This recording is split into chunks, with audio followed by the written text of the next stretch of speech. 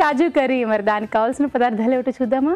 Mutton కాజు curry తయారు చేసుకోవడానికి కావాల్సిన పదార్థాలు: జీడిపప్పు 1 కప్పు, ఉడికించిన మటన్ 1/2 కిలో, ఉప్పు తగినంత, కారం తగినంత, పసుపు చిటికెడు, తరిగిన పచ్చిమిరపకాయలు 3, తరిగిన ఉల్లిపాయ 1, ధనియాల పొడి 1 teaspoon, garam masala 1 teaspoon, అల్లం వెల్లుల్లి పేస్ట్ 1 టీ స్పూన్, కొత్తిమీర కొద్దిగా, నూనె 3 టేబుల్ స్పూన్లు. స్టార్ట్ చేసేద్దామా సార్? చేద్దామండి. సో స్టవ్ ఆన్ చేసుకుందాం. ఫస్ట్ ఏం వేస్తారు? 2 స్పూన్స్ ఆయిల్. నెక్స్ట్ ఆనియన్స్, ఉల్లిపాయ.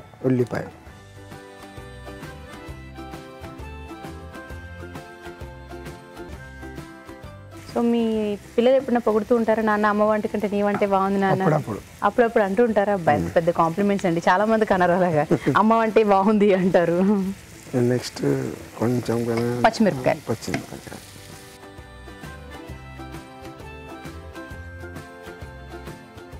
జస్ట్ కొంచెం పసుపు.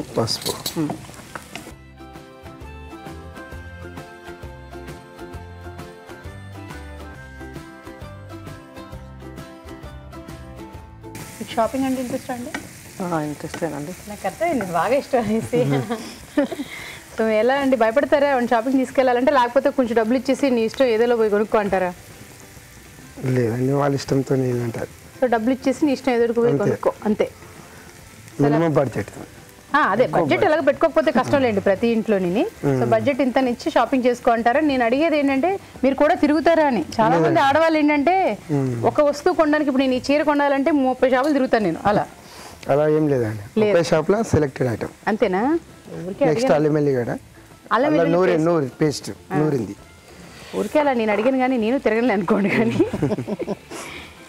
అంటే చాలా మందికి అంతే ఇంట్రెస్ట్ చూపించారు అనమాట. బా తను 4-5 కొట్లు తిరుగుతూనే ఉంటుంది, ఎవరు తిరుగుతారు, తనకు వదిలేస్తే డబ్బులు ఇచ్చేసి తనకి ఎక్కడ కావాలితే అక్కడ నచ్చి తిరిగి కొనేసుకుంటుందిలే అనుకుంటారు కదా అలా. సో మీరు డబ్బులు ఇచ్చేసేసి వదిలేరు అనమాట. అయితే కూడా వెళ్తారు, మీరు కూడా వస్తారా? రారా? ఒక్కొక్కసారి వస్తారు, ఒక్కొక్కసారి డబ్బులు ఇచ్చేసి కొనుక్కో అంటారు. ఫ్రెండ్స్తో షాపింగ్కి వెళ్తారా? అబ్బా సరదా వేరుగా ఉంటుంది. మనం ఒక్కరు వెళ్తే తెలియదు కదండి. కారం.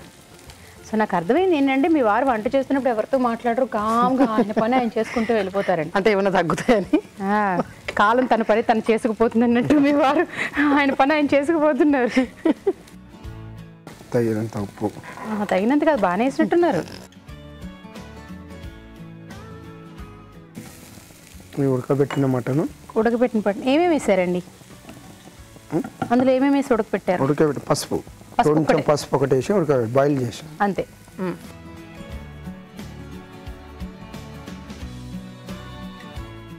నీళ్ళు అవసరం అవుతాయి అంటారా? అవసరం ఉండదా? చూద్దాం లాస్ట్లో. కొన్ని వాటర్ చూడండి, వేయండి కొంచెం. చాలు. ఈ పేస్ట్ ఇందులో వేస్తాం కాబట్టి చిక్కగా అవుతుంది మటన్ కర్రీ. ఓకే. సో అదేం పేస్ట్ అండి? ఇది కాజు జీడిపప్పు పేస్ట్. పచ్చి జీడిపప్పు, వేయించిన జీడిపప్పు అండి? పచ్చి జీడిపప్పు పేస్ట్. సో మరి కాసేపు ఉడకాలి కదా.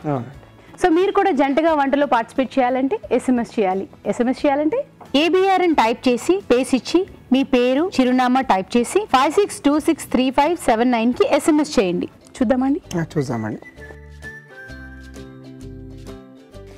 చిక్కపడిపోయినట్టుందిగా ఈ పేస్ట్. ఇందులో జీడిపప్పు పేస్ట్. సో నీళ్ళు వేయాలా? అవసరం లేదా? అవసరం లేదండి.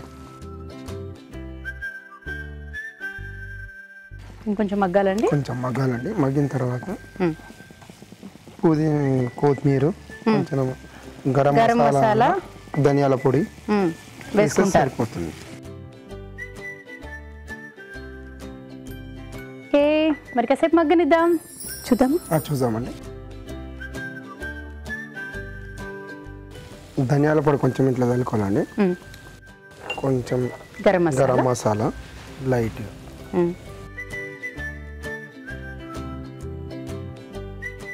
సో అన్నీ వేసేసినట్టున్నారు కదా. ఇంకా అన్నీ కొత్తిమీర లాస్ట్లో పైకి.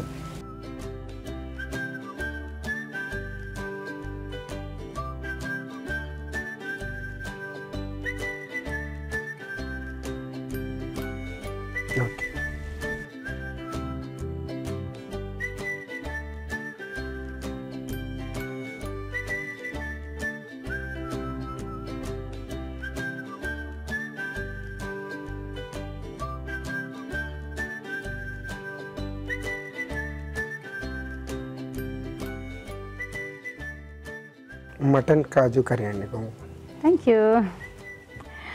మటన్ కాజు కర్రీ. మరి టేస్ట్ చూసే ముందు తయారీ విధానం ఎలాగో మరొకసారి చూద్దామా? మటన్ కాజు కర్రీ తయారీ విధానం. ముందుగా జీడిపప్పు పేస్ట్ సిద్ధం చేసుకోవాలి. ఒక పాన్ లో నూనె వేసి ఉల్లిపాయ ముక్కలు, తరిగిన పచ్చిమిరపకాయలు, అల్లం వెల్లుల్లి పేస్ట్ వేసి వేయించాలి. దీనిలో కారం, ఉప్పు, ఉడికించిన మటన్ వేసి కొద్దిగా నీళ్లు పోసి ఉడకనివ్వాలి. ఆపై జీడిపప్పు పేస్ట్ వేసి మరి కాస్త ఉడకనివ్వాలి. ఆ తర్వాత ధనియాల పొడి, గరం మసాలా, కొత్తిమీర వేసి మరి కాస్త ఉడకనివ్వాలి. అంతే, మటన్ కాజు కర్రీ రెడీ.